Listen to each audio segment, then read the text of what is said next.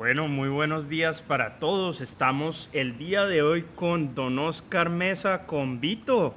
A ver qué anécdotas nos va a contar hoy. Parece que tiene un pasado como de guaquero, de minero, pero eso no se lo conocíamos. ¿Eso de dónde salió, don Oscar? No, eso es algo que lo lleva uno en la sangre desde los indígenas. Y entonces voy a contarles algo, bueno, más o menos de lo que tengo idea. Entre Sopó y Chía, en esas cordilleras se esconden grandes tesoros indígenas. Ahí está escondido el tesoro de Guatavita, que los españoles buscaron con mucha fiereza y cometiendo muchos errores, porque el de Bacatá lo mataron hasta que lo hicieron confesar. Entonces Guatavita dijo, el mío que es el más grande, yo no les voy a dar el gusto de que se lo roben.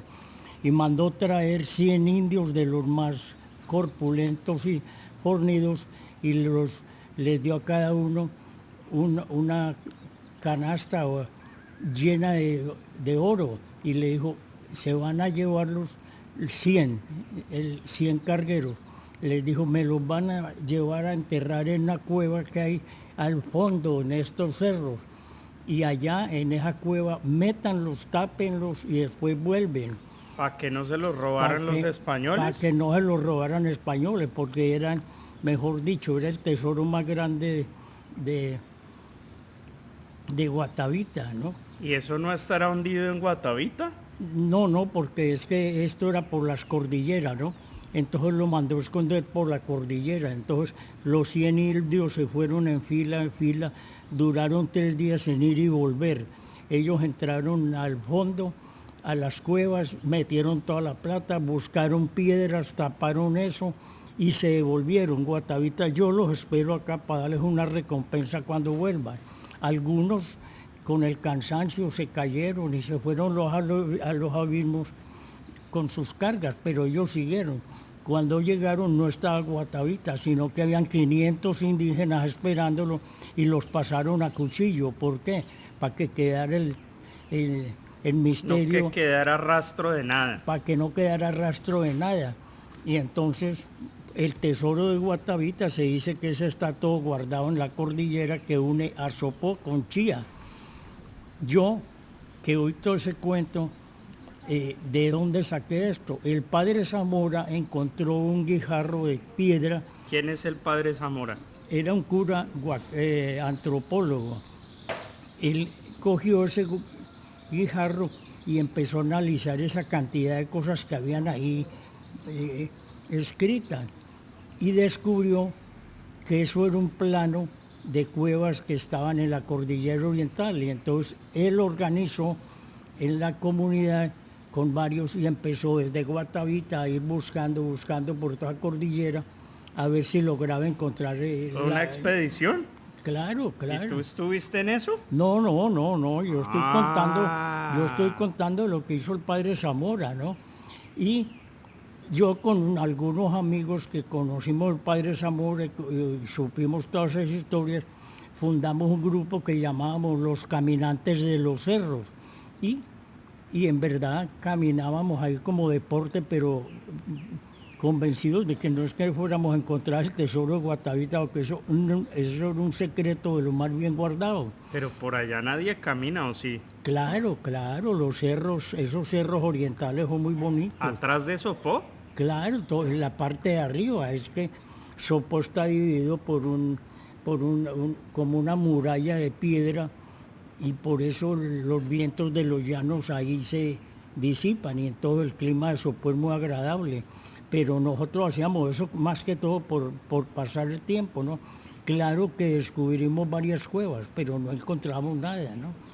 De todas maneras, el tesoro de Guatavita sigue guardado y los españoles lucharon, mataron indígenas y nadie ha podido saber. Se sabe que está enterrado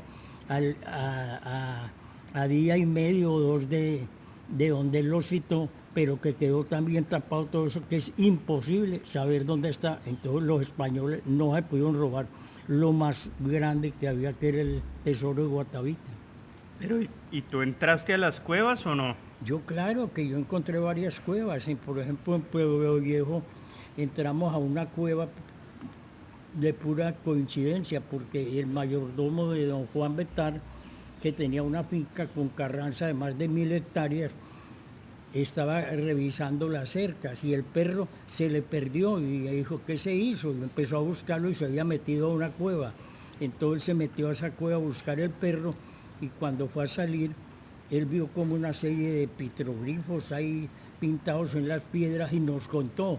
Entonces nosotros organizamos una excursión para ir allá, yo tengo fotos para mostrarle, y que fuimos allá, pero estaban a una altura de 2,5 metros, entonces ¿cómo hacíamos para estar casi tapadas con el mugre, el polvo y Ay, todo? ¿quién le tomó fotos? Yo tengo todas esas fotos. Hay que ponerlas acá en el video, vamos a mostrarlas. Bueno, entonces yo fui con Antonio Rosa, David Betari. ¿Quién es Antonio Rosas? Era el mejor ingeniero agrícola que tenía un programa en televisión de agricultura muy interesante, de hidroponía, de muchas cosas del campo, que la gente lo veía con mucho gusto. Y era muy amigo mío. Y David Betar era el administrador de las fincas de Carranza y Don Juan, de donde estaba la cueva esa. Entonces él dijo, pues yo los llevo a la cueva, pero tienen que llevar cantimploras, brochas y unos arneses o algo, porque según dice el mayordomo, eso está como a 2,50 o 3 metros de altura. ¿Y eso hoy es propiedad privada? Eso es propiedad privada.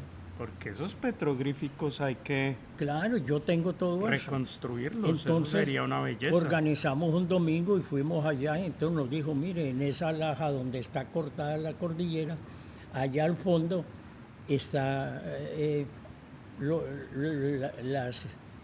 todas esas cosas indígenas y entonces nosotros dijimos, ¿y qué hacemos? Dijo, antes de las 12 del día no pueden ir porque cuando el sol esté a las 12 del día ya ilumina un poco la entrada. Entonces nosotros fuimos miramos, pero dije, hombre, ¿cómo hacemos a 2,5 metros para lograr descubrir un poquito, destapar eso? Entonces Antonio Rosa me cogió con las manos y yo me apoyé en una piedra y escalaron pues. me fueron subiendo. Ellos llamaron una escalera humana y yo logré poner una punta del zapato en una piedrita que había salida y con la otra mano me tenían ahí y Mauricio Giraldo me empujaba por detrás por la cola para que no me fuera a ir de espaldas y me hubiera matado, y yo con una brocha y con una cantimplora yo tomaba agua, le iba echando, iba limpiando de arriba para abajo. Logramos destapar un poco de esas escrituras. Qué belleza. Y hoy en día esa cueva está tapada. ¿Ah, sí está cerrada? Está cerrada porque le vendieron unos terrenos a los médicos para hacer un hospital grandísimo en esa zona, pero como estaban robando materiales, lo escondían a la entrada de esa cueva. Entonces los ingenieros dijeron, no, traigan una retroexcavadora, tapemos esa entrada. Pero entonces todo eso está adentro, y yo tengo todos esos documentos y fotos que se los voy a prestar a Alejito para que los vea. ¿Ya? ¿Y por ahí estaba la barca muisca o qué? No, la barca misca, esa ya estaba por otro lado, esa la descubrió, fue el padre Inestrosa, que un campesino se la llevó y le dijo, mire, y ya la iban a vender, bueno, ese tiene una historia, pero... Pues hay que ir al Museo del Oro a verla, eso es una belleza. Claro, ahí es donde está todos los indios en el centro de Guatavita rindiéndole los homenajes y tirándole oro y cosas, bueno, pero mejor dicho... ¿Y cuántas expediciones hicieron a las cuevas y a buscar el tesoro? Duramos un año en eso lo hacíamos cada 8 o 15 días. Y entonces llegábamos, íbamos a Carulla, comprábamos unos panes que vendían allá con jamón, con queso, tomate, bien envuelto, y ese era el almuerzo. Y una cantimplora con agua, y el otro llevábamos unas bolsas con limonada, ¿no? Y entonces, pues cuando nos las tomamos, pues ya veníamos livianos, ¿no? Hicimos varias expediciones muy interesantes, yo tengo recortes de todo eso. Y desgraciadamente, por el camino viejo para ir a Sopó. El de Herradura. un camino, no, un camino, es que para ir a Sopó hay dos caminos, el actual y el anterior, que era un caminito. ¿Por la calera? No, no, hay por Sopó, por un lado Ah, se ya, entra, ya. por un lado, eso llama camino de rastra, porque las burras les amarran toda esa leña que usan y entonces ellas van arrastrando, entonces van abriendo ahí como la huella, ¿no?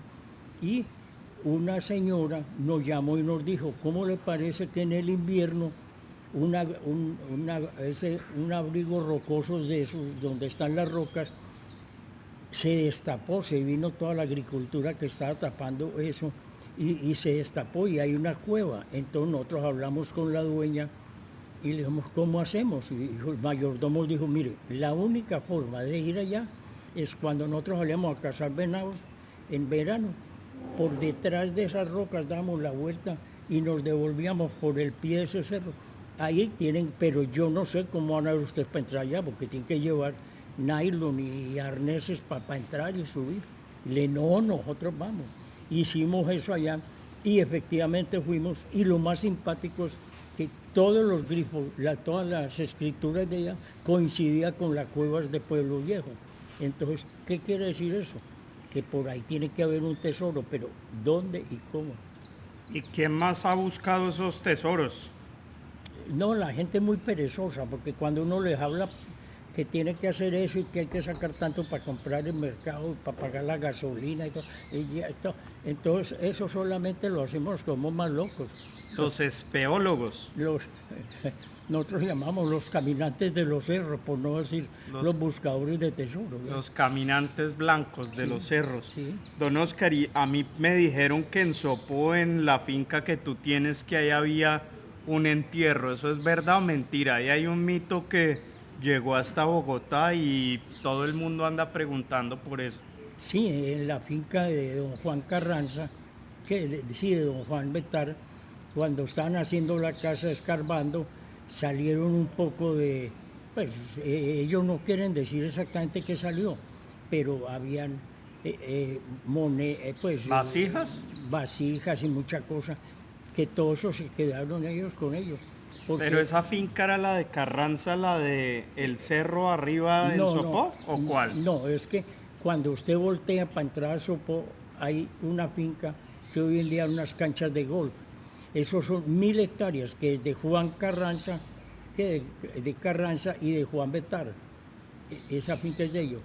Y allá tienen dos construcciones muy grandes ellos. Y allá se han encontrado muchas cosas. Eso hoy en día es una cancha de William Vinasco. Sí, una Es cancha una de cancha golf. de golf, eso es La familia grandísimo. dejaron la mortoria dejaron una cláusula que antes de 30 años no podían repartir todo eso. Y parece que sí se va a cumplir, porque no se lo hubieran pues dividido, lo volvieran ahí una serie de finquitas pequeñas, ¿no? Bueno, ¿y qué pasó con Rosas? ¿No volvieron a las expediciones? Con él sí salimos a hacer mucha y nos iba muy bien, pero es que nosotros lo hacíamos en un sentido más deportivo y charlando y todo. Y íbamos, entrábamos, mirábamos, traíamos piedras, traíamos cosas que encontramos raras para llevarle al curita ese. Y entonces decía, sí, esto puede tener tanto, esto no qué, ya. ¿Y ese cura está en Sopó o dónde está? No, ese cura ya murió, la comunidad de los dominicos. ¿Pero dónde vivía él? ¿En Bogotá o estaba en Sopó? No. Él vivía en Chía, el antiguo de Chía. Bueno, ¿y has ido a ver los puentes que hay en Chía, antiguos? Eh, El puente del Común y ahí hay otro más al norte, ¿no? claro, es que el puente... Por ahí pasó el Libertador, ¿o no? Claro, Ah, es que eso lo hicieron los españoles. Eso es un puente de lo más hermoso que hay, que dividía Bogotá con Cajicá y con todo eso. Entonces eso tiene, en la mitad tiene unas salidas a los lados que era donde el carruaje del virrey volteaba el carro y se devolvía. Hoy en día eso está muy bien tenido, lo tienen muy bien tenido porque lo habían descuidado mucho. bueno, don Oscar, ¿y qué nos vas a contar de Sopó? Por No, allá dicen que tú eres el historiador que más conoce de Sopó y de la zona. No, lo que pasa es que uno hay veces se las da de gringo, como dicen. Y entonces cuando yo llegué a Sopó, entonces empezaron a descrestarme con muchas historias. Pero como yo soy muy buen lector, yo sacaba todos los apuntes y todo. Entonces, eh, una niña que llama Sandra Restrepo, que en este momento tiene un colegio allá en Sopó, ella llegó a Sopó a hacer un trabajo como una pasantía, se enamoró de eso y montó un colegio. Y ella, cuando fueron a nombrar un alcalde, ella fue y le dijo al alcalde, mire, yo le ayudo a hacer la campaña, porque yo de eso sí sé, de publicidad, pero usted me tiene que dar la dirección de la Casa de la Cultura. Y él le dijo, vale, vale. Y entonces el tipo se ganó la alcaldía y cuando se ganó la alcaldía fue alguien y le dijo, mire Sandra, ¿cómo le pasa que el alcalde ya nombró director para la Casa de Cultura? Y dijo, ¿qué? Ah, Ah, no, en mi tierra la palabra es sagrada y por la palabra se hace uno matar. Ya voy a hablar con él y si me toca hacer pancartas y para mí allá yo no dejo entrar nadie a la Casa de la Cultura porque él me ofreció y le hizo un escándalo tal y todo el, todo el mundo le dijo, Sandrita, ¿y usted es capaz de hacer eso? Claro. Y entonces él llegó y le dijo, bueno, Sandra, bájele un poquito, yo la voy a nombrar a usted. Pero si usted tiene oportunidad de darle un trabajito a la que yo nombré, dele. Dijo, no, yo tengo mi equipo. Y entonces Sandra, que era paisa, en Sopó todo el mundo decía, pero ¿cómo nombran en la Casa de la Cultura una vieja que es paisa que no entiende nada?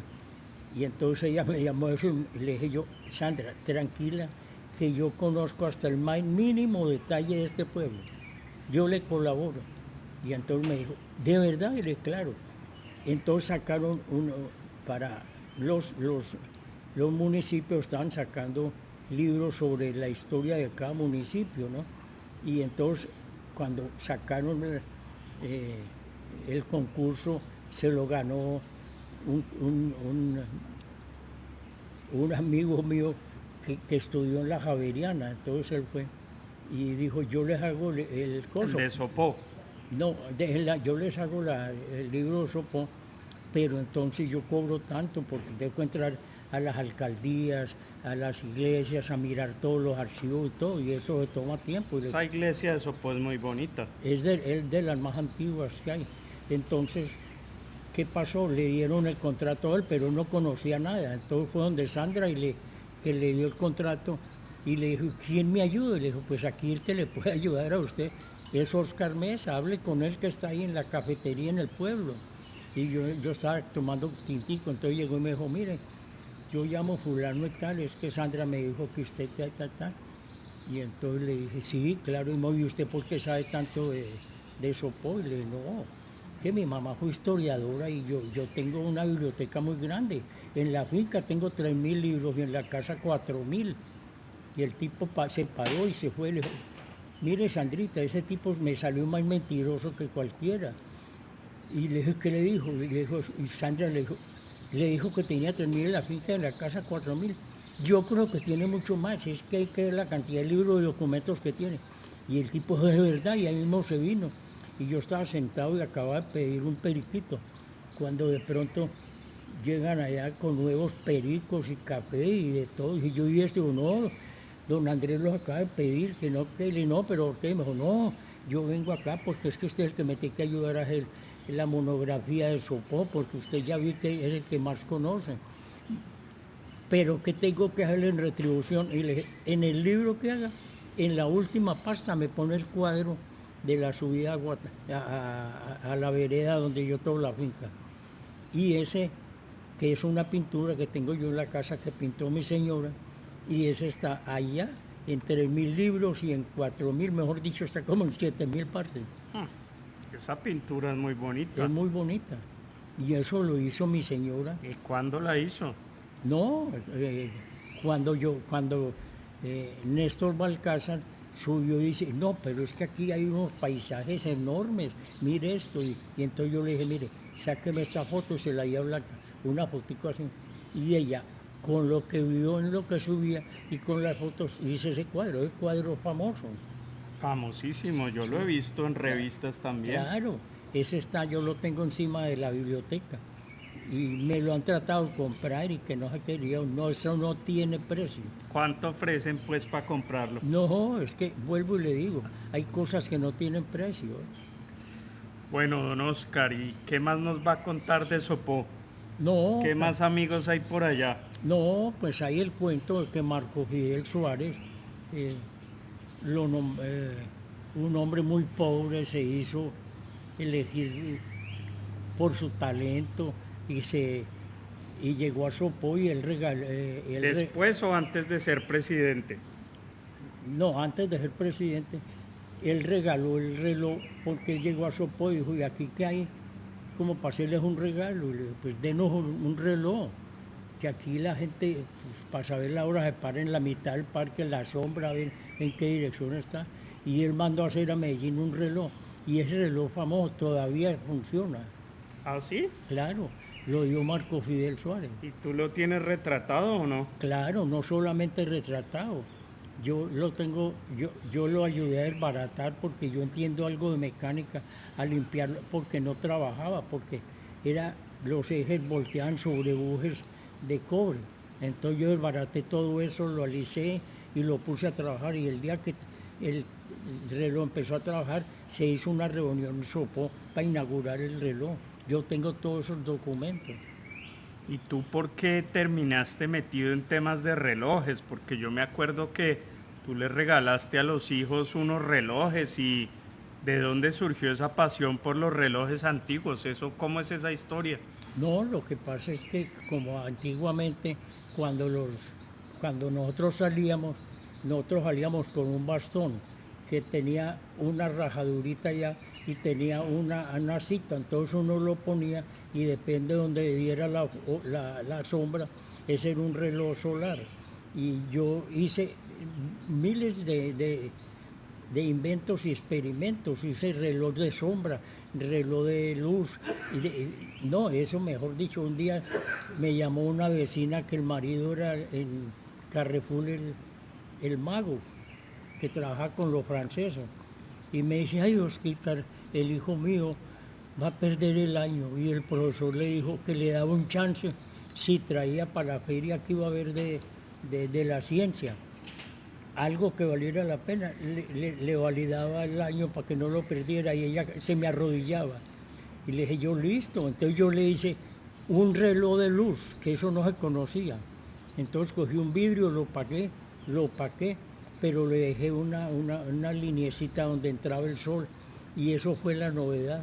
Por ahí lo tengo. Un día esto se lo muestra para que vea. Don Oscar, y yo vi un reloj ahí en tu comedor que alguien me dijo que tú lo restauraste, un reloj antiguo muy bonito. Claro, es que cuando mi papá se casó, uno de los antiguos patrones del Belescu le dijo, ¿qué quiere regalo? Y le dijo mi papá, no, es que lo que yo quisiera usted no me lo puede regalar porque usted lo aprecia mucho. Dijo, lo aprecio tanto y me ha servido tanto que lo que me pida, eso le doy. Y le digo, ese reloj francés de 1600, lo más hermoso del mundo. Entonces, cuando mi papá se casó, él se lo llevó de regalo. Mi papá le dijo, no, yo no lo puedo recibir. No, yo le prometí, no. Se lo llevó a mi papá. Eso, mi papá lo tuvo pues casi toda la vida, pero se lo comió el comején toda la parte de madera. Entonces yo le dije, papá, regáleme ese reloj que yo con la maquinaria invento algo. Y dijo, no, no, no, no, no. Se lo regaló a Beatriz y un día fuimos a hacerle la visita y lo tenía, como dicen, al cuarto del rebrujo, en la basura tirado en el piso. Ay, Y le dije, Beatriz, ¿qué hace eso? Y dijo, ese estorbo se lo comió el comején. Le llama la atención, lléveselo. Y lo cogí con Blanca y las niñas empezamos a buscar todos los pedazos y todo. Y lo recogimos en una bolsa. Cuando vinimos a Bogotá, yo compré una cartulina y empecé a poner pedazos, pedazos, pedazos. Y le hice todo el dibujo perfecto. Y un amigo mío que lo trajeron, que era con los españoles que hicieron los trabajos en la San Juan de Dios, entonces yo lo llamé y le dije, hombre, tengo esto, yo le restituyo todo y ahí lo tengo en el comedor y quedó igualito al anterior. ¿y quién era ese Suescún? ¿Quién era ese patrón? No, era Lombana, era hijo de un español que vinieron a hacer unos trabajos en San Judas Tadeo. Pero ¿quién era el Suescún que era jefe de tu papá? ¿Él quién era? Ah, es que mi papá fue comerciante en grande ¿De qué? ¿De textiles? de telas y textiles. Mi papá era una autoridad en las importaciones, tanto que él representaba, por ejemplo, a la National Biscuit de comida de Inglaterra, y entonces le hacía los pedidos para todos sus clientes. Y aparte de eso llegaba una caja que le mandaba, pues como muestras, y todo eso iba para la casa de nosotros. Entonces cuando me ¿Chocolates? chocolates, galletas, de todo. Entonces mi mamá eso cuando hacía los tejas las amigas, las descrestaba por todos, les daba cosas que ella ni conocían. Y nosotros, pues, después de que ellas tomaban el tecito, corríamos a ver allá comernos el resto que había quedado. Qué pela las que nos dieron. ¿Y qué más traía? ¿Qué más importaba? No, mi papá importaba telas y después se volvió con un turco de Nueva York. Hicieron una sociedad y él fue el representante legal, y cuando él murió, Camilo Jala y compañía, él era el que le vendía los telares a Fabricato, traía las calderas Power Master, mejor dicho, montó emisora, era un tipo archimillonario. Y él conoció a mi papá y dijo, lo conozco a usted desde que nació, y el único tipo a quien le puedo dar la firma, porque ni siquiera mis hijos, es a usted. Lo que usted firme, eso es ley. Entonces mi papá todo lo tenía que revisar y tal, porque mi papá también era revisor fiscal, ¿no? Entonces, cuando un día lo llamó, cuando estaba Adriana chiquitica, como de por ahí 2, 3 meses, eh, nosotros vivíamos en Teusaquillo, entonces mi papá me llamó y me dijo, ay, ñato, salga al aeropuerto, espéreme, porque yo tengo que coger conexión mañana temprano para no perderla. Usted me recibe y papá, no me haga esa pregunta, hombre, con todo el corazón. Y Adrianita cuando lo vio se sorprendió como ver Primera vez que veía a su sí, abuelo. y entonces ella como que no captaba quién era él. Y toda esa noche anterior lloró, entonces yo la tenía que coger, ponérmela en el pecho, envolverle la cosa y no dormir porque no nos dejaba dormir a mi papá. Cuando mi papá llegó a Nueva York, en la Quinta Avenida, lo llamó Caballero Fabio y le dijo, mire, en toda la vida de negocio no he tenido una persona más correcta, más sana, más como usted. Yo hice un testamento y ahí le dejé una porción a usted. Ah, Y dijo, mi papá no puede ser hombre, mil gracias. Y cuando estaba de regreso, salió a la Quinta Avenida por ahí en un almacén de artículos de niños y le compró una batica que tenía 2 cuadras de largo, Padrianita, y se la dio. Por ahí debe estar guardada. bueno, pero entonces, ¿de dónde viene ese amor tuyo por las telas, por las fábricas que montaste? Eso viene del papá. Mi papá vendía, era representante de toda la maquinaria textil de Fabricato, Coltejer. Todo eso lo importaba por intermedio de la firma de Cejala y compañía. Y mi papá era el representante, el contador, el auditor y socio. Pero ¿y tú cuándo empezaste en el negocio de montar fábricas y telares y todo eso? Ah, no, es que hubo un concurso a ver, esto es una historia, pues, tal vez hasta cansona. Iba yo por la carrera décima y me encontré un amigo y le digo, hola, ¿qué hace aquí? Y me dijo, no, yo me gradué, estoy trabajando aquí en el Ministerio de Agricultura. Y le dije, no puede ser. Dijo, venga, antes de que cierren, lo invito a que nos tomemos un tinto. Y le dije, listo. Bueno, y fui ahí. Bueno, entonces yo con alguna frecuencia pasaba y hablaba con el amigo. Y ese amigo me presentó a Lisandro Lanchero, que era uno de los directores del Ministerio de Agricultura. Y entonces le dieron un contrato para montar una hilandería en Marulanda donde tenían muchas ovejas. Entonces me dijo Lanchero, mire, llega este tipo, pasó un contrato para montar eso y no es que con tanto de anticipo. Y le dije, mire, le voy a decir, ese tipo no les puede fabricar eso, porque todas las máquinas que hay vienen de Inglaterra. Y eso, ese tipo lo que les va a robar la plata y que no sé qué, no. Usted sostiene eso, y claro. Dijo, pues lo esperamos mañana en el Ministerio de Agricultura. Y claro, yo voy allá. Y vaya sorpresa cuando llego yo y le digo a la secretaria, el doctor Lanchero, y me dijo, no, él está en una reunión y no, me dijo que no lo interrumpiera porque van a tener algo muy importante. Entonces llegué yo. Y le dije, no, dígale que yo soy la persona que él me citaba, que no acá. Entonces la secretaria dijo, no, ese señor que usted lo citó, dijo, pues es el que estamos esperando, hágalo sentir. Y ese día yo sentí pavor porque era una mesa como de 12 metros lleno de gente. Y a mí me decían los amigos profesor porque yo me las daba de artista y les contaba historias y no iba para los colegios, ¿no? Y entonces mire, le vamos a hacer una pregunta. Aquí, en Colombia se puede hacer maquinaria textil, pero hombre, ¿cómo les ocurre? Si eso son fundiciones en hornos grandísimos y un tambor de una carda para cardar eso duran años, eso le tienen que ir dando la vuelta, eso lo tiran a unos patios para que se vaya oxigenando y se vayan las moléculas del hierro entrelazando y después tornean eso. ¿Eso qué va a hacer? Este tipo va a robar la plata, hombre. Y entonces, de verdad, usted sostiene eso, yo sostengo no. Lo que acabo de decir, usted lo acaban de grabar. Ese tipo es un bandido. Y si a eso me llamaron, hasta luego, salí y me fui. Me llamó Lanchero y me dice, Oscar, me subieron el sueldo, ahora soy el jefe. Esa intervención suya quedó, pero vea, uva, porque no me ayuda a conseguir una maquinaria de segunda para venderle a esa gente, de esas importadas. Y le claro, yo la ayudo. Y se murió un viejito que tenía una hilandería. Y le dije yo a los hijos, oiga, mi canal con la hilandería, ¿será quebrar todos dos fierros?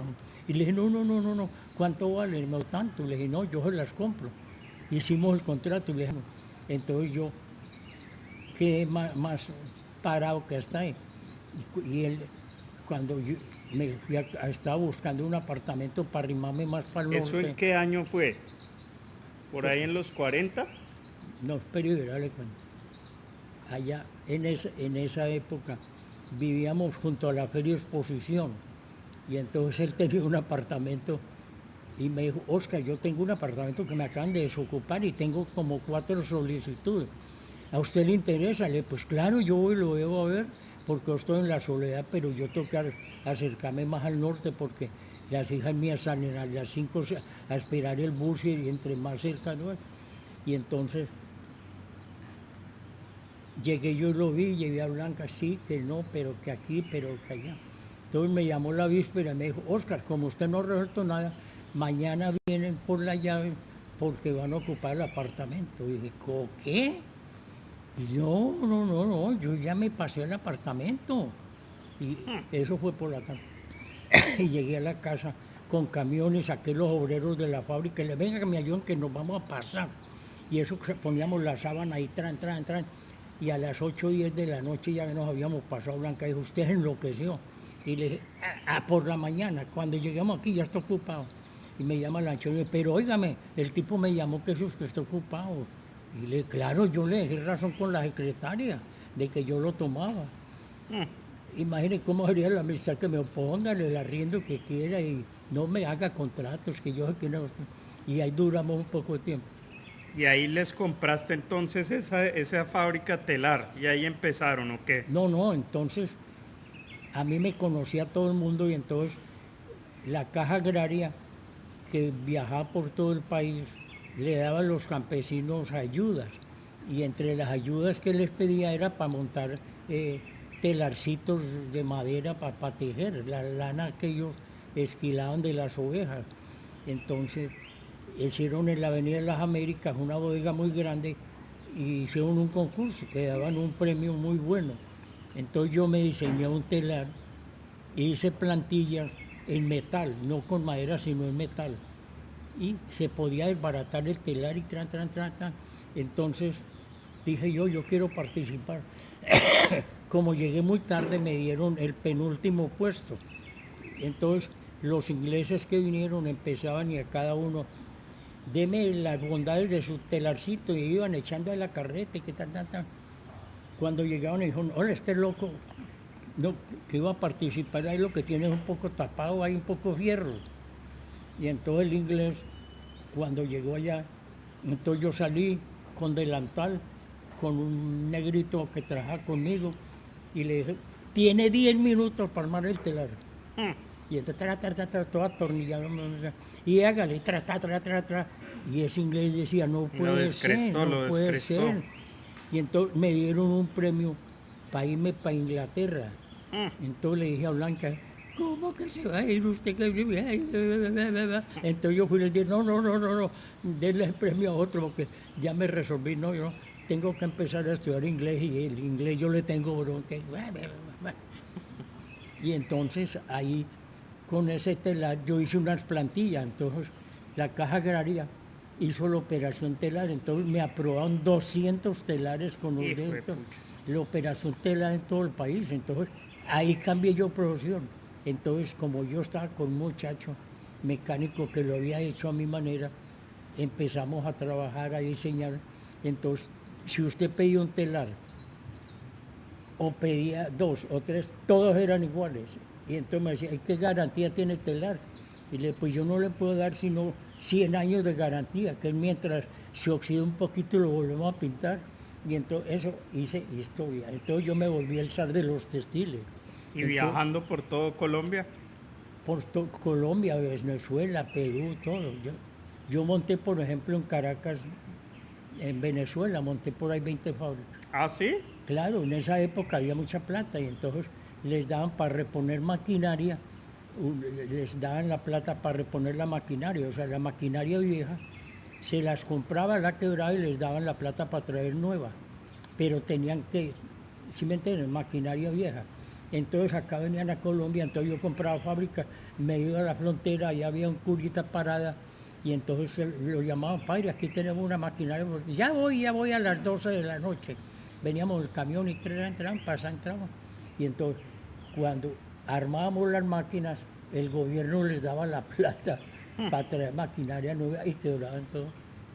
Ah, No, es que yo me recorrí el país de la punta oriental a occidental y fui famoso por eso.